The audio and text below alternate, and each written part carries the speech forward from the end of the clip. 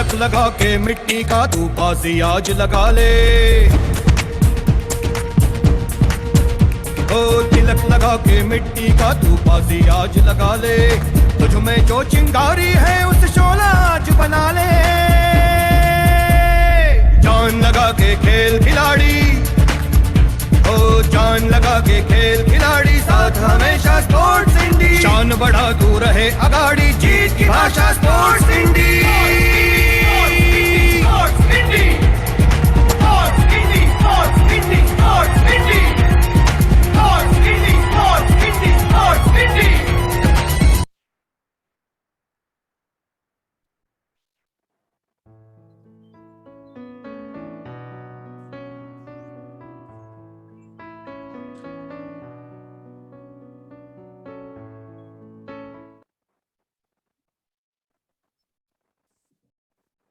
नमस्कार. स्पोर्ट्स इंडी प्रस्तुत संवाद मातीतल्या खेळाडूंशी या कार्यक्रमामध्ये आपलं सर्वांचं पुन्हा एकदा स्वागत. या देवी सर्वभूतेषु शक्तिरूपेण संस्थिता, नमस्तस्यै नमस्तस्यै नमस्तस्यै नमो नमः. सर्वप्रथम आमच्या सर्व प्रेक्षक वर्गांना स्पोर्ट्स इंडी तर्फे नवरात्रीच्या हार्दिक शुभेच्छा आणि लवकरच येणारा दसरा हा तुमच्यासाठी सोन्याची लयलूट करणारा दसरा ठरावा अशी भगवान चरणी मी स्पोर्ट्स इंडी तर्फे प्रार्थना करतो आणि आजच्या कार्यक्रमाला सुरुवात करतो. मित्रांनो, खरं तर महाराष्ट्र हा दगडांचा देश म्हणून ओळखला जातो. तिथे मोठमोठ्या डोंगर रांगा त्याची प्रचिती देत असतात. खरं तर ह्या डोंगर रांगांना ऐतिहासिक असं महत्व सुद्धा आहे. ह्याच डोंगर रांगा यांचा उपयोग छत्रपती शिवाजी महाराजांनी स्वराज्याची निर्मिती केली. खरं तर सह्याद्रीच्या ह्या दऱ्याखोऱ्यांमध्ये फक्त दोनच गोष्टी येऊन जाऊ शकत होत्या. एक म्हणजे वाराची झुळूक वारा आणि दुसरं म्हणजे मावळे. खरं तर ही साधी सोपी गोष्ट नव्हती त्या काळी तरी, आणि जर याची सांगड घालण्याचा प्रयत्न जर केला तर आता सुद्धा अशक्यप्राय अशा वाटणाऱ्या ह्या गोष्टी काही लोक सहजपणे करू शकतात, करत असतात. त्यापैकीच एक नाव माननीय श्रीपाद सकपाळ सर. खरं तर माउंटेनियर, गिर्यारोहक, रॉक क्लाइंबर, स्पोर्ट्स क्लाइंबर आणि ट्रेकर अशा विविध ओळख असलेले श्रीपाद सकपाळ आज आपल्या सोबत प्रमुख पाहुणे म्हणून इथे उपस्थित आहेत. तर सर्वात आधी मी स्पोर्ट्स इंडीच्या संवाद खेळाडूंशी कार्यक्रमामध्ये मी त्यांचं स्वागत करतो. श्रीपाद, तुमचं आजच्या कार्यक्रमामध्ये स्वागत. नमस्कार, धन्यवाद. नमस्कार सर. स्पोर्ट्स इंडीच्या सुप्रिया बर्वे मॅम, मी स्वागत करतो. ते होतीलच. तर खरं तर आजचा आपला विषय माझ्या सर्व प्रेक्षक वर्गांना माहितीच आहे की एक अनोख्या अशा खेळाची माहिती आपण इथे जाणून घेण्यासाठी श्रीपाद सकपाळ यांना आमंत्रित केलेलं आहे. खरं तर हा जो काही आहे हा खरंच खेळ आहे हा प्रश्न नक्कीच पडल्या वाचून राहत नाही. याचं जर कारण आपण बघितलंय तर या खेळाला अजूनही हवी तेवढी प्रसिद्धी भारतात मिळताना आपल्याला दिसत नाही. परंतु श्रीपाद सकपाळ आणि त्यांची टीम, स्पोर्ट्स क्लाइम्बिंग त्यांची टीम सर्वतोपरी प्रयत्न करते आणि आतापर्यंत अनेक अशा शहरांमध्ये त्यांनी स्पोर्ट्स क्लाइम्बिंग हा खेळ पोहोचवलेला आहे. तर खरं तर 135 कोटी लोकसंख्या असलेल्या भारत देशासाठी एक अनोखा नवीन असा खेळ आपल्याला आज त्याची माहिती मिळणार आहे सकपाळ सरांकडनं. पण तत्पूर्वी आपण माहिती जाणून घेऊयात स्पोर्ट्स इंडी बद्दल श्रीपाद जवळेकर यांच्याकडनं. जवळेकर सर. नमस्कार मित्रांनो. आज योगायोग की दोन श्रीपाद आपल्या सोबत आहेत. आदरणीय श्रीपाद सकपाळ सरांचं मी प्रथमतः स्वागत करतो आणि त्यांनी आम्हाला वेळ दिलाय त्याबद्दल आपले खरंच आभारी आहे, धन्यवाद आहे. स्पोर्ट्स इंडी 2015 पासून क्रीडा क्षेत्रातल्या विविध घडामोडींना उजाळा देते. 2015, 16, 17 ह्या काळात आम्ही अनेक विविध उपक्रम हाती घेतले. क्रीडा क्षेत्रातलं लाईव्ह स्ट्रीमिंग असो, क्विज कॉम्पिटिशन असो, की क्रीडा प्रेमींना लागणाऱ्या विविध अशा मार्गदर्शक व्यक्तींचं मार्गदर्शन उपलब्ध करून देण्यासाठी आम्ही अहोरात्र प्रयत्न करत आहोत. क्रीडा प्रेमींसोबतच क्रीडा चाहत्यांसाठी विविध उपक्रम आणण्यासाठी आम्ही सातत्याने प्रयत्न करत होतो, आहोत आणि राहू. याचा भाग म्हणून आम्ही उपक्रम घेत जो आहे स्पोर्ट्स इंडीच्या वतीने स्पोर्ट्स शॉर्ट फिल्म फेस्टिवल आम्ही लॉन्च केला आहे. शॉर्ट फिल्म फेस्टिवलच्या माध्यमातून क्रीडा प्रेमींना व चाहत्यांना मी हे सांगू इच्छितो की आमच्या वेबसाईटवर आपण एकदा व्हिजिट द्यावी. यावर आम्ही सविस्तर माहिती उपलब्ध करून दिली आहे की शॉर्ट फिल्म फेस्टिवलच्या माध्यमातून क्रीडा क्षेत्रात कसे कार्य करता येईल. धन्यवाद.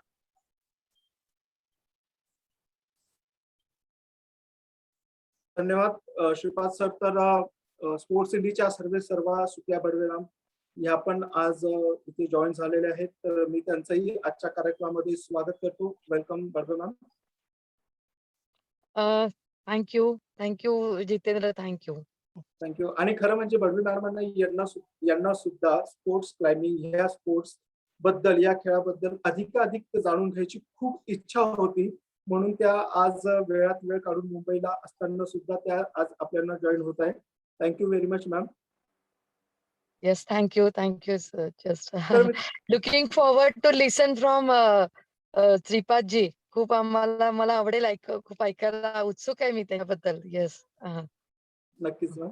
तर फक्त बडवे मॅडमच नाही तर तमाम क्रीडा प्रेमींना स्पोर्ट्स क्लाइम्बिंग या खेळाबद्दल माहिती जाणून घ्यायची आणि मी जास्त वेळ घेणार नाही. पण मुलाखतीला सुरुवात करण्याआधी आपण श्रीपाद सकपाळ यांच्या कारकिर्दीवरती एक छोटीशी एव्ही बनवलेली आहे. तर सर्वात आधी ती एव्ही आपण पाहूयात आणि मग पुढे सरकूयात. Technical team AV please.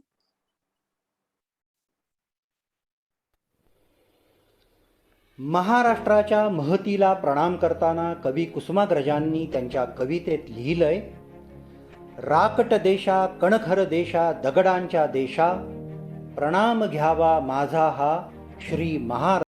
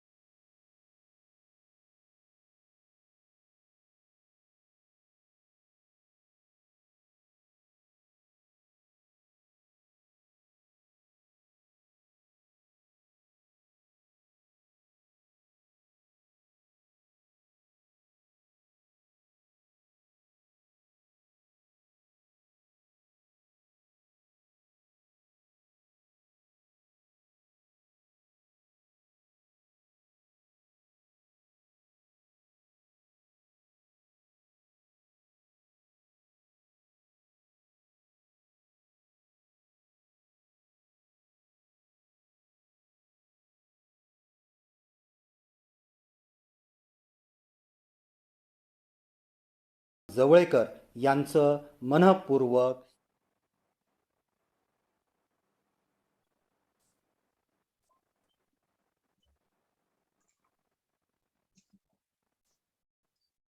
स्वागत. पुढचं मी कंप्लीट करतो. पुन्हा एकदा श्रीपाद सर तुमच्या आजच्या कार्यक्रमामध्ये स्वागत. सर्वात आधी माझा प्रश्न नेहमी हाच असतो की जो एक छोटासा प्रयत्न, खरं तर तुम्ही इतक्या मोठ्या आणि इतक्या मोहिमा पार पाडल्या आहेत की त्याचं वर्णन आणि तुमची कारकीर्द ही 2 ते 3 मिनिटाच्या एव्ही मध्ये बांधणं शक्य नाही. पण एक छोटासा प्रयत्न आम्ही करून बघितला. तर या एव्ही बद्दल तुम्ही काय सांगाल? नाही, मला तर फारच छान वाटलं हे सगळं बघताना. मुळात ज्या वेळेला तुमचा सुरुवातीला कॉल आला होता, की या संदर्भात आपल्याला एक Zoom मीटिंग करायची आणि अशा पद्धतीने आपण प्रोग्राम ऑर्गनाइज करणार आहोत. तर मला खूप चांगलं वाटलं, कारण की अशा फार कमी संस्था आहेत किंवा स्पोर्ट्स इंडी सारखी जी तुम्ही जो काही इनिशिएटिव्ह घेतलेला आहे बडवे मॅडमच्या माध्यमातून, तर हे खूप चांगलं आहे ॲक्चुअली. म्हणजे नुसतंच माउंटेनिअरिंग किंवा गिर्यारोहण नाही, तर इतर सगळ्या स्पोर्ट्सना हे आजची काळाची गरज आहे खरं तर. कारण की अनेक नवनवीन मुलं आहेत या क्षेत्रामध्ये, ज्यांना काहीतरी खरंच करून दाखवायचंय, पण त्यांना एक प्लॅटफॉर्म मिळत नाही करायला. तर तुम्ही हे या तुमच्या माध्यमातून हे सगळं करताय, हेच मुळात खूप कौतुकास्पद आहे. धन्यवाद सर. पण तुम्ही अजून एव्ही बद्दल मला सांगितलं नाही. एव्ही कशी वाटली? नाही, नाही, खूप छान आहे. म्हणजे मी खरंच एवढं चांगलं एक्सपेक्ट नव्हतं केलं, पण खूप छान आहे आणि खूपच सुंदर झालेली आहे ते. Thank you sir, thank you. सर, खरं तर स्पोर्ट्स क्लाइम्बिंग म्हणजे सर्वात आधी अर्थात तुम्ही माउंटेनियर पण आहात, तुम्ही रॉक क्लाइम्बिंग पण करतात, तुम्ही ट्रेकिंग पण करतात आणि सोबत तुम्ही स्पोर्ट्स क्लाइम्बिंग पण करत असतात. तर ह्या 3 गोष्टी जर आपण बघितल्या, रॉक क्लाइम्बिंग, माउंटेनिअरिंग आणि ट्रेकिंग, ह्या सर्वज्ञात अशा ॲडव्हेंचर्स आहेत. अ, पण स्पोर्ट्स क्लाइम्बिंग हा खरं तर खूप अनोखा असा प्रकार, म्हणजे बहुतांश लोकांना याबद्दल फारसं अजून तरी माहिती नाहीये. खास करून पुणे, मुंबई सारख्या मेट्रो सिटीत राहणाऱ्यांना तर याच्याबद्दल थोडंफार माहिती असेलच. पण आपण अगदीच रुरल भागामध्ये जर गेलो, तर तिथे फारसं याची माहिती जवळपास नसतेच. तर ह्या सगळ्यांचा जर आपण विचार केला, माउंटेनिअरिंग, ट्रेकिंग, स्पोर्ट्स क्लाइम्बिंग आणि रॉक क्लाइम्बिंग, तर हे 4ही प्रकारांमध्ये नेमकं विविधता काय आढळून येते किंवा नेमकं हे याच्यात फरक काय आढळतो? बरोबर. ॲक्चुअली हे दोन्ही प्रचंड वेगवेगळे स्पोर्ट्स आहेत असं म्हणायला काही हरकत नाहीये. सुरुवात तर आपण जर केली तर महाराष्ट्रामध्ये खूप मोठ्या प्रमाणात ट्रेकिंग हे केलं जातं. तुम्ही सह्याद्रीमध्ये अनेक गडकिल्ले आहेत ज्याच्यावरती लोकं ट्रेकिंगला जातात. तर ट्रेकिंग हे कोणीही करू शकतं. अगदी लेमॅन, अगदी तुम्ही उद्या उठून सिंहगडला जरी गेलात तरी तुम्ही त्याला ट्रेकिंग म्हणू शकता. पण जेव्हा आपण माउंटेनिअरिंग किंवा गिर्यारोहण याच्या संदर्भात बोलतो, तर गिर्यारोहणाला तुम्हाला काही पर्टिक्युलर माउंटेनिअरिंगचे कोर्सेस करायला लागतात आणि त्याच्यानंतर मग तुम्ही एखादं शिखर सर करण्यासाठी जाऊ शकता. तर त्याच्यासाठी काही प्रोसेस आहे किंवा काही प्रोसिजर्स तुम्हाला कंप्लीट करायला लागतात.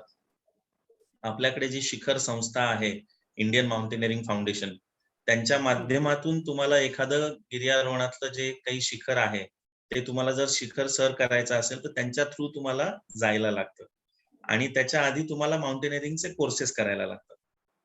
तर हा हा कंप्लीटली वेगळा भाग झाला गिर्यारोहणाचा किंवा माउंटेनिअरिंगचा. जेव्हा आपण रॉक क्लाइम्बिंगच्या विषयी बोलतो, रॉक क्लाइम्बिंग हे नॅचरलमध्ये आउटडोअरला तुम्ही कुठलंही एखादं पिनॅकल असेल किंवा कुठलाही एखादा रॉक क्लाइम्बिंगचा फेस असेल, त्याच्यावरती तुम्ही क्लाइम्बिंग करता आणि ते करताना तुम्हाला टेक्निकल इक्विपमेंट वापरायला लागतं. जसे तुमचे सीट हार्नेसेस असतील, तुमचे रोप्स असतील, कॅराबिनस असतील, या सगळ्या गोष्टींचा वापर करून तुम्हाला एखादं शिखर सर करायचं, की जे क्लाइम्बिंग करायला लागतं जिथे-जिथे चालता येत नाही, तिथे तुम्हाला रॉक क्लाइम्बिंग करायला लागतं. तर हे स्पेसिफिकली रॉक क्लाइम्बिंग कॅटेगरीमध्ये मोडणारा हा याला खरं खेळ नाही म्हणता येणार, कारण की हा एक वेगळ्या प्रकारचा तुमचा आवडीचा भाग आहे. कारण की जेव्हा आपण स्पोर्ट म्हणतो, जेव्हा आपण एखादा खेळ म्हणतो, त्याच्यामध्ये आपण कॉम्पिटिशन असते. सो रॉक क्लाइम्बिंग हा मुळात कॉम्पिटिशनचा प्रकार नाहीच आहे.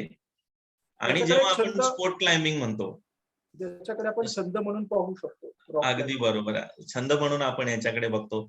पण स्पोर्ट क्लाइम्बिंग हा खेळ मुळात इंटरनॅशनल लेव्हलवरती तर फार पूर्वीपासून आहे. पण भारतामध्ये जेव्हा हा खेळ आला, साधारण 1993 पासून भारतामध्ये याच्या कॉम्पिटिशन्स व्हायला सुरुवात झाली. इंडियन माउंटेनिअरिंग फाउंडेशनने त्याच्यामध्ये इनिशिएटिव्ह घेतला आणि साधारण 93 सालापासून भारतामध्ये पहिल्यांदा कॉम्पिटिशन व्हायला सुरुवात झाली. रॉक क्लाइम्बिंग आणि स्पोर्ट क्लाइम्बिंग याच्यामध्ये तसं बघायला गेलं तर फार मोठी तफावत नाहीये.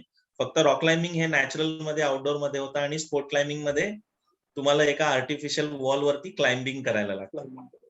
त्याच्यामध्ये वापरली जाणारे साहित्य आणि स्पोर्ट क्लाइम्बिंग मध्ये वापरली जाणारे साहित्य ऑलमोस्ट सेम आहेत. पण स्पोर्ट क्लाइम्बिंग हा असा खेळ आहे की अनेक मुलांपर्यंत पोहोचण्यासाठी तसं सोपा आहे आणि कोणी ते कुठल्याही एज ग्रुपने तुम्ही क्लाइम्बिंग चालू करू शकता आणि याच्यामध्ये वेगवेगळ्या प्रकारच्या स्पर्धा येतात. अगदी इंटरनॅशनल लेवलला खूप मोठ्या मोठ्या स्पर्धा होतात. फॉर्च्युनेटली 2020चं जे ऑलिम्पिक आता रिसेंटली जे झालं टोकियो ऑलिम्पिक्स मध्ये, तर हा पहिल्यांदा खेळ स्पोर्ट क्लाइम्बिंग हा तिथे खेळला गेला.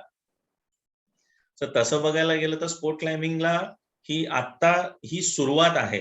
मग सर, सॉरी मी तुम्हाला इथे एक थांबवतो. आता जो पहिल्या वेळेस ऑलिम्पिकमध्ये स्पोर्ट्स क्लाइम्बिंगला स्थान मिळालं होतं. खरं तर हा स्पोर्ट्स क्लाइम्बिंगचा पहिलाच परफॉर्मन्स होता ऑलिम्पिकमध्ये.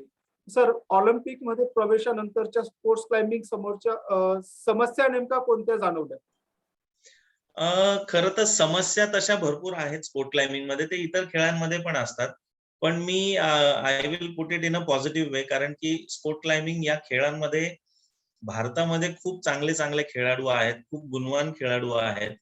इंटरनॅशनल लेवलवरती किंवा ऑलिम्पिक मध्ये जर म्हटलं काय समस्या आहेत, तर ते नॅचरली हा सुरुवातीलाच आता अगदी नवीनच खेळ आहे.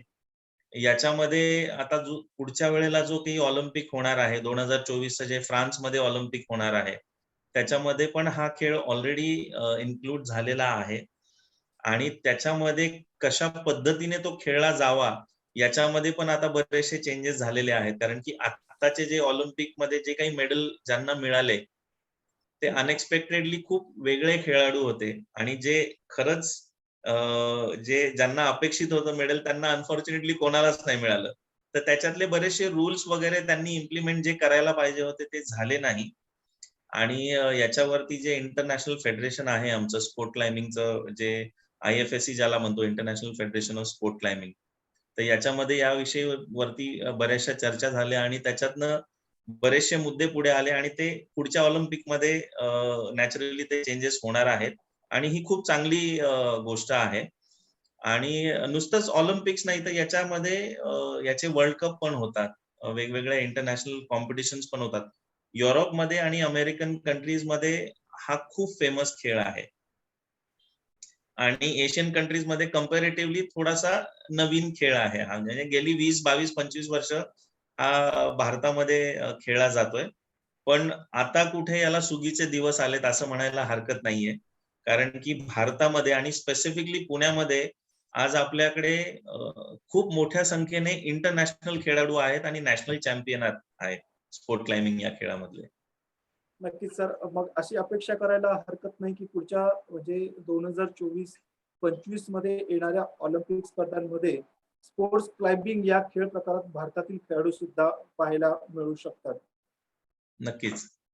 मग सर, याच्यासाठी एक वातावरण निर्मिती करणं आत्तापासून गरजेचं आहे, किंबहुना ती आधीच व्हायला हवी होती. एक महाराष्ट्र स्पोर्ट्स क्लाइम्बिंग असोसिएशनचे सेक्रेटरी म्हणून तुम्ही नेमकं काय म्हणाल की हे जे काही स्पोर्ट्स क्लाइम्बिंगच्या ज्या काही स्पर्धा आहेत, या स्पर्धा सर्वात आधी म्हणजे जवळपास 25 वर्ष भारताला ह्या स्पर्धेची, ह्या प्रकाराची ओळख होऊन झालेले आहेत. तर ह्या स्पर्धांमधनं आता ऑलिम्पिक साठी सुद्धा भारतातून भारतीय खेळाडू गेले पाहिजेत. यासाठी सर कुठले धोरण अवलंबवले गेले पाहिजेत किंवा काय गोष्टी करता येतील की हा खेळ अधिक जास्त पर्यंत रुजवता येईल आणि त्यातून खेळाडू पुढे आणता येतील? नाही, मुळात याच्यामध्ये काय आहे, भारतामध्ये सुरुवातीला तर खूप कमी प्रमाणामध्ये क्लाइम्बिंग वॉल्स होत्या. आता गेल्या 4-5 वर्षांमध्ये क्लाइम्बिंग वॉल चं प्रमाण भरपूर वाढलेलं आहे आणि प्रत्येक सिटीमध्ये जे मोठ्या मोठ्या सिटीज आहेत, म्हणजे पुणे असेल, मुंबई असेल, या सिटीज मध्ये क्लाइम्बिंग वॉल झालेले आहेत. अनफॉर्च्युनेटली अजूनही त्या लेवलच्या, इंटरनॅशनल लेवलच्या वॉल्स आपल्याकडे नाही आहेत खरं बघायला गेलं तर. पण ज्या वॉल्स आहेत त्याच्यावरती मुलं प्रॅक्टिस करतायत आणि इंटरनॅशनल लेवलला पण चांगला परफॉर्मन्स देत आहेत. नक्कीच सर. त्याच्यामुळे आम्ही आता गव्हर्नमेंटकडे खूप मोठ्या प्रमाणामध्ये फॉलोअप घेतोय. आमची जी असोसिएशन आहे sport climbing association of Maharashtra, याच्या माध्यमातून आम्ही महाराष्ट्र गव्हर्नमेंटकडे आम्ही भरपूर फॉलोअप घेत आहे. कारण की आपल्याकडं आजही पुण्यामध्ये किंवा महाराष्ट्रामध्ये एकही इंटरनॅशनल लेव्हलची क्लाइम्बिंग वॉल नाहीये अनफॉर्च्युनेटली. आता पुण्यामध्ये तसं बघायला गेलं तर आपल्याकडे एकच वॉल आहे, जी पुणे महानगरपालिकेची वॉल आहे. पण ती पण आता अनफॉर्च्युनेटली आउटडेटेड झालेली आहे. तर हा खेळ म्हणजे स्पोर्ट क्लाइम्बिंग हा खेळ तसा बघायला गेलं तर थोडा महाग खेळ आहे. कारण की याच्यासाठी लागणारी साधनं, याच्यासाठी लागणारं जे काही लेटेस्ट क्लाइम्बिंग वॉल्स असतात, हे थोडंसं महाग खर्चिक काम आहे. पण शेवटी एखाद्या स्पोर्ट क्लाइंबरला जर इंटरनॅशनल लेव्हलवरती स्वतःला रिप्रेझेंट करायचं असेल, तर त्याला त्या लेव्हलची वॉल असणं खूप गरजेचं आहे. नक्कीच सर. सर, एखाद्याला जर क्रिकेटपटू व्हायची गरज असेल किंवा क्रिकेटपटू जर क्रिकेटमध्ये त्याला करिअर करायची इच्छा होत असेल, तर तो अगदी घरातल्या घरात एक छोटासा बॅट आणि बॉल घेऊन तो त्याची सुरुवात करू शकतो. At least basic. एक कबड्डीपटू होण्यासाठी सर फार खूप असे परिश्रम, म्हणजे एक बेसिक ट्रेनिंग तो घरातल्या घरात किंवा बाहेरच्या मैदानामध्ये करू शकतो. सर, स्पोर्ट्स क्लाइम्बिंग साठी असा कुठला स्कोप म्हणता येईल की मला जर बेसिक सुरुवात करायची असेल स्पोर्ट्स क्लाइम्बिंग साठी, तर मी नेमकी सुरुवात कुठून करावी आणि कशी करावी? स्पोर्ट क्लाइम्बिंग खरं तर हा खेळ जेव्हा चालू झाला त्यावेळेला सुरुवातीला जे रॉक क्लाइम्बिंग आपला जो विषय झाला होता, की रॉक क्लाइम्बिंगला तुम्हाला बाहेर जायला लागायचं. हे प्रत्येकाला शक्य नव्हतं. स्पोर्ट क्लाइम्बिंगमुळे खूप सोपं झालं आणि कुठल्याही एज ग्रुपचा माणूस किंवा मुलगा, लहान मुलं, मोठी माणसं हे कोणीही क्लाइम्बिंग करू शकतात. आता आपल्याकडे मी जसं मगाशी म्हटलं पुण्यामध्ये शिवाजीनगरला आपल्याकडे एक क्लाइम्बिंग वॉल आहे. तर अगदी 5 वर्षांच्या मुलांपासून ते अगदी मोठ्या माणसांपर्यंत तिथे कोणीही जाऊ शकतं आणि त्याचे वेगवेगळे टायमिंगला क्लासेस असतात. ते तुम्ही तिथे जाऊन जॉइन करू शकता आणि स्पोर्ट क्लाइम्बिंगची सुरुवात करू शकता. हे अगदी सोपं आणि साधं सरळ उदाहरण तुमच्या समोर आहे. नक्कीच सर. सर, खरं तर एक 55 ते 60 फूट अशी उंच भिंत चढून जाऊन एक स्पेसिफिक गोलला टच करणं म्हणजे तो स्पोर्ट्स क्लाइम्बिंगचा एक क्रायटेरिया असतो विनिंगचा. पण ही 55 ते 60 फुटाची जी काही वॉल म्हटली जाते ही खरं तर सोपं नाहीये. म्हणजे आपण साधारणतः सीडीवरनं जरी आपल्याला गच्चीवर चढायचं ठरलं, ज्याची हाईट हार्डली 10 ते 15 फूट असते, तरी घाबरायला होतं. कारण एक पडण्याची भीती तिथे खूप जास्त असते. चढत असताना, सीडी चढत असताना पाय घसरला किंवा अनफॉर्च्युनेटली अशी काही गोष्ट झाली, तर ह्या गोष्टी घडू शकतात. असं स्पोर्ट्स क्लाइम्बिंग मध्ये जर आपण विचार केला तर यातील जोखीम कुठली म्हटली जाते आणि त्यातून कसं सावरता येऊ शकतं आणि त्यासाठी कुठली काळजी घेणं गरजेचं आहे? खरं तर स्पोर्ट क्लाइम्बिंग हा एडव्हेंचरच्या प्रकारातच खेळ हा मोडला जातो, नो डाऊट. याच्यामध्ये रिस्क पण आहे. कुठल्याही खेळामध्ये रिस्क ही असतेच असते. मैदानी खेळ तुम्ही बघा, कुठलेही खेळ बघा. पण याच्यामध्ये हा जो पर्टिक्युलर स्पोर्ट आहे, हा खूप सेफ्टीच्या बद्दल खूप जागरूक आहे. आणि जेव्हा तुम्ही क्लाइम्बिंग करता किंवा स्पोर्ट क्लाइम्बिंग करता एखाद्या वॉलवरती, त्यावेळेला तुमच्या बरोबर हे सर्टिफाईड क्लाइम्बिंग इक्विपमेंट असतंच असतं. त्याच्यामुळं तुम्हाला या खेळामध्ये रिस्क असं नाही म्हणता येणार, पण लिमिटेड रिस्क ही राहतेच राहते. जर तुम्ही प्रॉपर ट्रेनिंग घेतलं, चांगल्या प्रशिक्षकांकडून तुम्ही जर क्लाइम्बिंगचं शिक्षण घेतलं, तर तुम्हाला अगदी 0% याच्यामध्ये चान्सेस आहेत तुम्हाला इंज्युरीज व्हायचे. तर तुम्ही अगदी चांगल्या प्रशिक्षकाकडे शिक्षण घ्या आणि तुम्ही स्पोर्ट क्लाइम्बिंगला सुरुवात करा. अतिशय सुंदर खेळ आहे. हा नुसता खेळच नाहीये. याच्यामधून तुम्हाला एक सेल्फ कॉन्फिडन्स तुमचा खूप वाढतो. कारण की आजच्या युगामध्ये लहान मुलांना तुम्ही जर क्लाइम्बिंग शिकवलं किंवा जर गेलात तुम्ही, तर त्यांचा जो एक वेगळ्या पद्धतीने कॉन्फिडन्स बूस्टअप होतो, हा कुठल्याही इतर खेळामध्ये होणार नाही. कारण की आजच्या प्रत्येक मुलाला हाईटचा फॉबिया असतो. तुम्हाला उंचीवरती गेला, तुम्ही एखाद्या बिल्डिंगवरनं जरी खाली बघितलं, तरी तुम्हाला ती भीती वाटते. भीती वाटते. पण तुम्ही जेव्हा स्पोर्ट क्लाइम्बिंग करता, तुमची भीती ही अगदी लहान वयामध्ये तुमच्यातनं निघून जाते. अगदी बरोबर. खरं तर मग मी सुरुवातच स्पोर्ट्स क्लाइम्बिंग पासून करायला हवी होती. कारण थोडीशी हाईटची भीती किंवा हाईट फोबिया हा मला सुद्धा आहे. पण बोलण्यात असं कुठेतरी प्रॅक्टिस करायला सुरुवात करावी असं मला वाटायला लागलेलं आहे तुमच्याकडनं हे ऐकून की एक हाईट फोबिया त्याच्यातनं निघू शकतो. सर, खरं तर एक बऱ्याच दिवसापासून हा प्रश्न होता. तुम्ही आता तुमची व्यथा पण म्हणली की पूर्ण भारतभरामध्ये ह्या वॉल खूप कमी प्रमाणात आहेत आणि त्यातल्या त्यात आंतरराष्ट्रीय दर्जाच्या ज्या काही वॉल आहेत, ज्या त्या लेवलला सर्टिफाईड असतात, त्या लेवलची सगळी मानांकनं पूर्ण करणाऱ्या अशा वॉल फार कमी भारतामध्ये आहेत. तर असाच एक प्रोजेक्ट तुम्ही मध्य प्रदेश सरकारसोबत करतायत सर. तर तिथले अनुभव काय सांगाल तुम्ही वॉल क्लाइम्बिंग बद्दलचे? नाही, मुळात हे आम्हाला गव्हर्नमेंटला कन्व्हिन्स करायलाच खूप मोठी आमच्या समोर एक चॅलेंज आहे. कारण की स्पोर्ट क्लाइम्बिंग खरोखर हा इतका नवीन खेळ आहे भारतासाठी. म्हणजे गेली 25 वर्ष जरी होत असला तरी त्याचं जेवढं लोकांपर्यंत पोहोचायला पाहिजे होता तेवढा अनफॉर्च्युनेटली पोहोचलेला नाहीये. पण आम्ही प्रत्येक गव्हर्नमेंटकडे जाऊन, प्रत्येक ठिकाणी जाऊन आम्ही हे लोकांना कन्व्हिन्स करतोय की तुम्ही इंटरनॅशनल स्टँडर्डच्या जोपर्यंत वॉल आपण करणार नाही, तोपर्यंत आपल्याकडे त्या लेव्हलची मुलं येणार नाहीत. आणि आपल्याकडे इतके चांगले गुणवान खेळाडू आहेत, की तुम्ही अगदी गावखेड्यांमध्ये जरी गेला त्यांना जरी मुलांना टेक्निक शिकवलं, तर ही मुलं खूप इंटरनॅशनल लेव्हलवरती खूप चांगल्या पद्धतीने परफॉर्मन्स देतील. तर हे आम्ही गव्हर्नमेंटकडे जाऊन त्यांना कन्व्हिन्स करायचा खूप प्रयत्न करतो. बऱ्याच वेळेला कन्व्हिन्स होतात, बऱ्याच वेळेला हे गोष्टी पोस्टपोन होतात. पण फॉर्च्युनेटली आम्ही आता जो मध्य प्रदेश गव्हर्नमेंट बरोबर जो प्रोजेक्ट करतोय, त्याच्यामध्ये त्यांनी खूप चांगल्या पद्धतीने आम्हाला सपोर्ट केला आणि ते अगदी एका वर्षभरामध्ये आता पुढच्या वर्षभरामध्ये तिथे एक मोठी इंटरनॅशनल लेव्हलची क्लाइम्बिंग वॉल उभी राहते. नक्कीच सर. आणि खरं तर ही कुठेतरी सुरुवात अ, झालेली आहे असं म्हणायला हरकत नाही. कारण स्पोर्ट्स क्लाइम्बिंग 25 वर्षानंतर सुद्धा जर इतक्या मोठ्या समस्यांना तोंड देत असेल, परंतु त्या समस्या आता कुठेतरी सुटताना दिसतायत आणि मध्य प्रदेश सरकारने किंवा मध्य प्रदेश राज्याने या बाबतीत एक सकारात्मक पाऊल टाकलेलं आहे आणि त्यातून आता यापुढे स्पोर्ट्स क्लाइम्बिंगसाठी तरी सगळ्या सकारात्मक बाबीच घडताना दिसतील अशा मी सदिच्छा व्यक्त करतो स्पोर्ट्स इंडियातर्फे.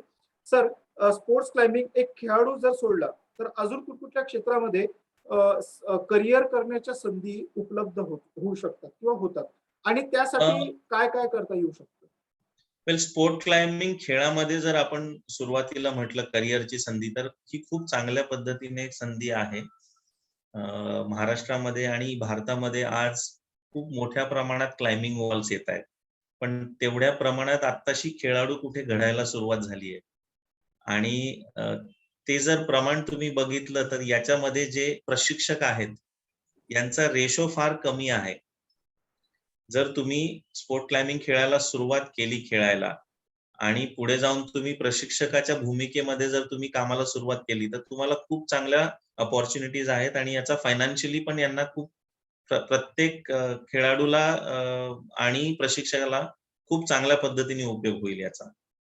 तर हे झालं स्पोर्ट क्लाइम्बिंग संदर्भात. माउंटेनिअरिंग मध्ये जर तुम्ही म्हटलात, तर माउंटेनिअरिंग मध्ये सुद्धा आजकाल खूप चांगल्या लेव्हलचे ॲडव्हेंचर एक्सपर्ट ज्याला आम्ही म्हणतो किंवा आउटडोर एक्सपर्ट्स म्हणतो, यांची खूप रिक्वायरमेंट आहे.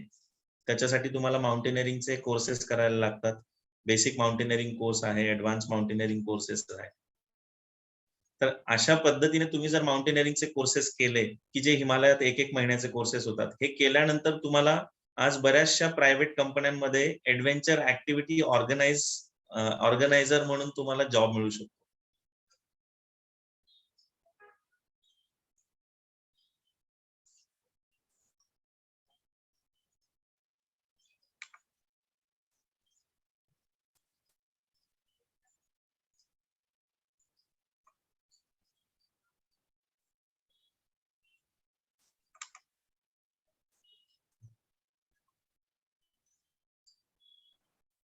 Sorry, hello. तुमचा आवाज येत नव्हता.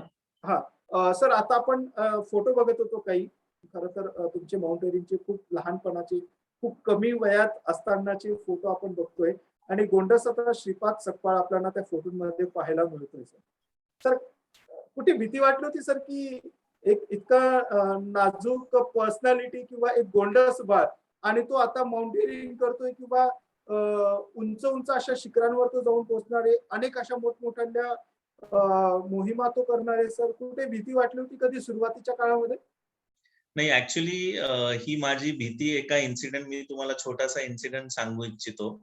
पण त्याच्या आधी मी तुम्हाला एक असं, आपल्या स्पोर्ट इंडियाच्या माध्यमातून आपले अनेक श्रोते ऐकत असतील, की आजकालची जी मुलं आहेत, लहान मुलं स्पेसिफिकली, ज्यांना आपण बाहेर जाताना सुद्धा त्यांचा हात सोडत नाही किंवा त्यांना आपण एका नटशेल मध्ये ठेवलेला आहे. जोपर्यंत ते बाहेर जाऊन जगाचा जो एक्सपोजर असतो, तो जोपर्यंत त्यांना मिळत नाही, तोपर्यंत आपण त्यांना ऍज अ इंडिव्हिज्युअल म्हणून त्यांना ते कधीच एक्सपोज नाही होणार. तर ही खूप महत्वाची बाब आहे. म्हणजे मी किंवा ट्रेकिंगला सुरुवात अगदी लहानपणापासून, म्हणजे मी अगदी 8-10 वर्षांचा असेल त्यावेळेस पासून माझे बाबा मला ट्रेकिंगला घेऊन जायचे. तर अशी सुरुवात माझी ट्रेकिंगची झाली आहे. मी बऱ्याच ठिकाणी ट्रेकिंग केलेलं आहे आणि सुरुवातीच्या काळामध्ये इथे आपल्या पुण्याजवळच एक किल्ला आहे. तर त्या किल्ल्यावरती आम्ही असंच ट्रेकला गेलो होतो आणि ओव्हरनाईट आमचा कॅम्प होता. ट्रेक तिथे संध्याकाळी गेलो. आम्ही रात्री कॅम्पिंग केलं, तिथे टेंटमध्ये राहिलो आणि दुसऱ्या दिवशी गडावरती जाऊन आम्हाला परत यायचं होतं. तर आदल्या दिवशी जेव्हा आम्ही संध्याकाळी 3-4 वाजता तिथे किल्ल्याच्या पायथ्याशी पोहोचलो, तर तो किल्ला थोडासा अवघड आहे. तिथे थोडं क्लाइम्बिंग करायला लागतं आणि एका पर्टिक्युलर पॉइंटला गेला तुम्ही की तिथं पाण्याचा टाका आहे, जिथून पाणी आणायचं आणि खाली मग आम्ही बेसला ते पाणी घेऊन जेवण वगैरे बनवायचा आमचा असा तो हे चालू होता. तर मी अगदी लहान होतो, म्हणजे एक 10-12 वर्षांचा पण नसेल मी. तर मी पण बाकीच्या मुलांबरोबर पाणी आणायला गेलो आणि ते कड्या चढण्याच्या नादामध्ये वरती गेलो, पण मला खाली उतरता येत नव्हतं. तर तो अगदी छोटाच पॅच होता, म्हणजे एक 10-12-15 फुटाचा पण पॅच नसेल. पण माझ्या ती मनात भीती होती की मी जर खाली पडलो तर मला लागेल. आणि माझ्या बरोबरचे जे माझे बाबाही होते तिथे, तर माझे बाबा म्हटले, "नाही, हा तुझ्या समोर हा प्रॉब्लेम आहे, असं समज आणि तो प्रॉब्लेम तुला कसा सॉल्व्ह करायचा आहे, हे तुझं तू ठरव." मग साधारण एक अर्ध्या तासाच्या ह्यानी मी मनाचा कॉन्फिडन्स हे केलं आणि मग मी खाली उतरलो.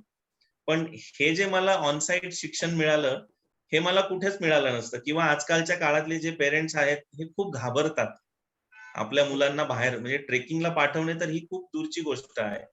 पण साधं मैदानात पाठवायला सुद्धा लोक घाबरतात.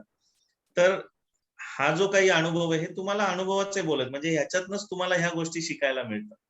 नक्कीच. आणि त्यावेळेस जर श्रीपाद सकपाळ जर घाबरले असते, तर आज श्रीपाद सकपाळांशी चर्चा करण्याची संधी आम्हाला खरंच मिळाली नसती. तर खरं तर ज्यावेळेस तुमची पॉझिटिव्हिटी समोर आली, त्यावेळेस तुम्ही खरं तर जिंकला होतात. पुढे फक्त तुम्ही फॉर्मॅलिटी कंप्लीट करत होता, असं म्हणायला चुकीचं ठरणार नाहीये. सर, एक शेवटचा प्रश्न. जाता जाता या क्षेत्रात जे काही येऊ इच्छितात, करिअर करू इच्छितात, एक खेळाडू म्हणून किंवा एक मेंटर म्हणून किंवा प्रशिक्षक म्हणून किंवा इतर काही बाबींमध्ये, तर त्यांच्यासाठी तुम्ही काय संदेश देऊ इच्छिता? नक्कीच या खेळामध्ये खूप अपॉर्च्युनिटीज आहेत. भरपूर तुम्हाला शिकायला मिळेल. तुम्ही पैसे तर नक्की कमवू शकाल, कारण की आज एडव्हेंचर स्पोर्ट्स या संपूर्ण क्षेत्रामध्ये डिमांड खूप मोठ्या प्रमाणात आहे. पण तेवढ्या मोठ्या प्रमाणात आपल्याकडे एडव्हेंचर एक्सपर्ट्स किंवा आपण ज्यांना ट्रेनर्स म्हणतो, यांची खूप कमतरता आहे मोठ्या प्रमाणामध्ये. आज आपल्याकडे खूप मोठ्या प्रमाणात आउटबाउंड ट्रेनिंग प्रोग्राम होतात. त्याच्यावरती तिथे आपल्याला एक्सपर्टची गरज असते किंवा इतर बऱ्याचशा ठिकाणी एडव्हेंचर ऍक्टिव्हिटीज होतात, तिथे एक्सपर्टची कमतरता असते. तर याच्यासाठी तुम्ही आजच्या नवीन पिढीने जर काही कोर्सेस केले माउंटेनिअरिंगचे किंवा स्पोर्ट क्लाइम्बिंगचे, तर याच्यानंतर तुम्हाला या क्षेत्रामध्ये नक्कीच खूप चांगल्या अपॉर्च्युनिटीज आहेत. जशा इतर खेळांमध्ये असतात, तशा या खेळामध्ये खूप मोठ्या प्रमाणात अपॉर्च्युनिटीज आहेत. तर मी नक्कीच नवीन पिढीला नक्की हा संदेश देईल की तुम्ही म्हणजे जेवढ्या मॅक्सिमम मोठ्या प्रमाणामध्ये या खेळाकडे तुम्ही याल, तेवढं तुम्हाला गोष्टी शिकायलाही मिळतील, तुमचा सेल्फ कॉन्फिडन्सही वाढेल आणि तुम्हाला एक रोजगाराचं साधन पण निर्माण होईल याच्यातनं. नक्कीच, नक्कीच सर. म्हणजे फक्त खेळणं एवढाच आनंद यातनं मिळत नसतो, तर त्यासोबत करिअर सुद्धा करता येऊ शकतं इतर खेळांप्रमाणे.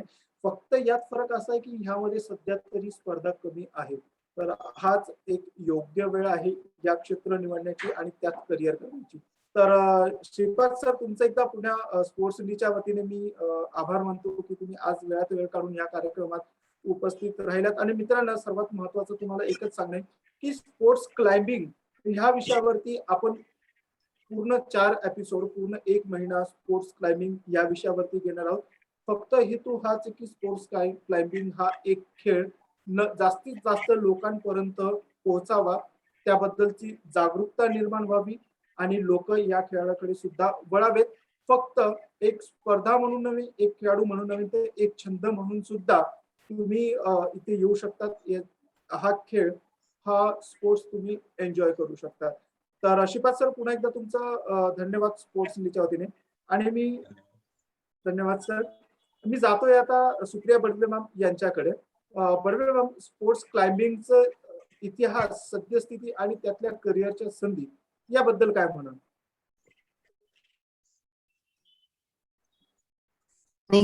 जिंचा जो पूर्ण त्यांचा प्रवास ऐकला त्याबद्दल खूपच छान वाटलं ऐकून.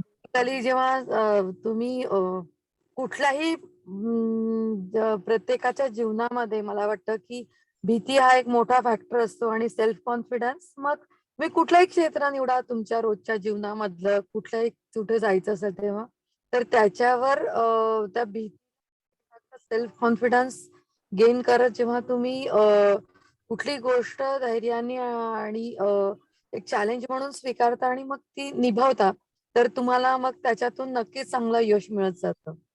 मी तुम्हाला एक माउंटेनिअरिंगच्या करिअर बद्दल आता तुम्ही बोलत होता श्रीपादजी, आणि तुमचा एक प्रवास खूप छान वाटला की मला वाटतं याच्यामध्ये तुम्हाला घडवताना तुमच्या आई वडिलांचे खूप खूप मला धन्यवाद द्यावेसे वाटतात की तुम्हाला त्यांनी एक चांगल्या उत्तम रीतीने घडवलं की भीती ही प्रत्येकालाच वाटत असते. मुख्यतः पालकांना तर पाल्यांच्या बाबतीत नेहमीच वाटतं की कसंच यांना मोकळीक द्यावी, बाहेर गेलं तर काही होईल का, असं प्रत्येक पालकांना वाटत असतं. परंतु त्यांनी तुमच्या बाबतीत जे तुम्हाला फ्रीडम दिलं आणि त्याच्यातून मग तुम्हाला जी एक संधी मिळाली आणि तिथून मग तुमचा तो माउंटेनियर म्हणून प्रवास सुरू झाला, त्याच्याबद्दल त्यांचे प्रथमतः खूप खूप धन्यवाद. त्याच्यामुळे आज आम्हाला सगळ्या समाजाला एक श्रीपाद जवळ एक श्रीपाद सपकाळ हे एक असं व्यक्तिमत्व बघायला मिळालं की जे माउंटेनियर म्हणून आज सगळीकडे त्यांना समाज मान्यता मिळाली आहे. माझा वैयक्तिक अनुभव मी सांगते की तुम्ही जे आता माउंटेनिअरिंग बद्दल बोलत होतात त्याच्याबद्दल एक स्पेसिफिक मी बडवे इंजिनिअरिंग मधल्या आमच्या एक एक महत्वाचा एक तुम्हाला अनुभव सांगते. काय झालं, एक 6-7 वर्षापूर्वीची घटना असेल. आमचे एक फॅमिली फ्रेंड्स आहेत, ते राहतात बेंगलोरला.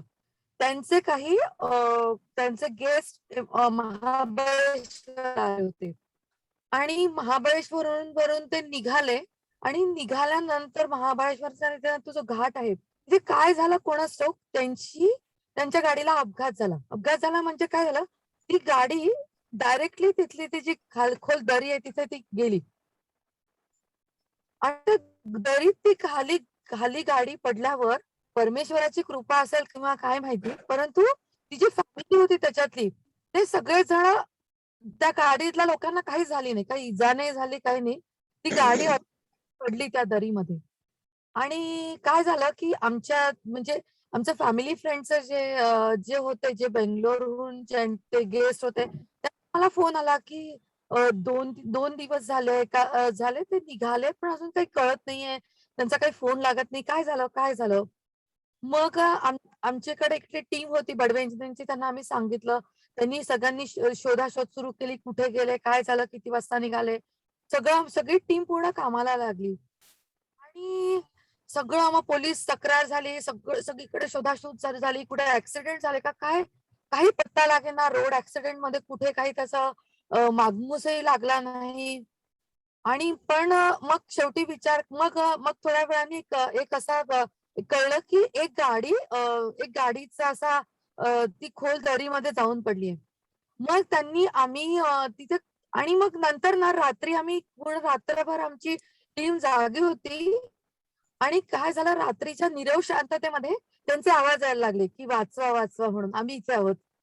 मग आम्ही विचार केला की आता ह्याला कसं ऍड्रेस करायचं, आणि मग त्याच्यानंतर मग तिथले जे माउंटेनियर्स किंवा क्लाइंबर्स आहेत त्यांच्याशी आम्ही अप्रोच झालो. ते लोक खाली उतरले, त्यांना त्या सगळ्या फॅमिलीला ते घेऊन परत आले. परंतु हा जो रोमहर्षक अक्षरशः हा जो प्रसंग आहे आणि त्याच्यातली ती माउंटेनियरिस्ट जे होते त्यांचं जे योगदान आहे हे मला आयुष्यभरासाठी नेहमी माझं स्मरण राहील याचं. आणि म्हणून मला वाटतं की खरंच कुठल्या खेळाचं कशा प्रकारे समाजाला योगदान होईल हे नक्की सांगता येत नाही. तर त्यामुळे तुमच्याशी बोलून, तुमच्याबद्दल ऐकून, आज जितेंद्रनी जे तुमच्याशी संवाद साधला त्याच्यामुळे आज खूप छान वाटलं. आणि मग मला तो जो पुन्हा माझ्या स्मरणात राहिलेला प्रसंग होता तो तुम्हाला सगळ्यांशी मला सांगता आला, त्याबद्दल खूप चांगलं वाटतंय. आणि तुमच्या पुढच्या करिअरसाठी खूप खूप शुभेच्छा. आमची सगळी टीम खूप चांगलं काम करत असते. जितेंद्र आहे, श्रीपाद जवळेकर आहेत, अमीन आहेत, पियुष आहे, सगळ्यांचं एक चांगलं योगदान असतं. तर असंच तुमच्याबद्दलचं हे जे नातं आहे ते अधिक अधिक दृढ होत जावो. आणि तुमच्या करिअरसाठी खूप खूप शुभेच्छा. धन्यवाद. धन्यवाद मॅडम. खूप चांगलं वाटलं तुमच्याकडून ऐकून. नक्कीच करिअर आहेच तसं.